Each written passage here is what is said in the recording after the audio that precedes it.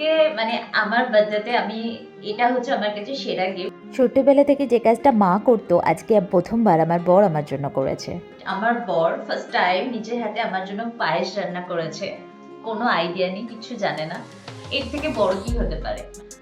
এইভাবে তুই আমার পাশে থাক আর আমাকে হ্যাপি রাখ।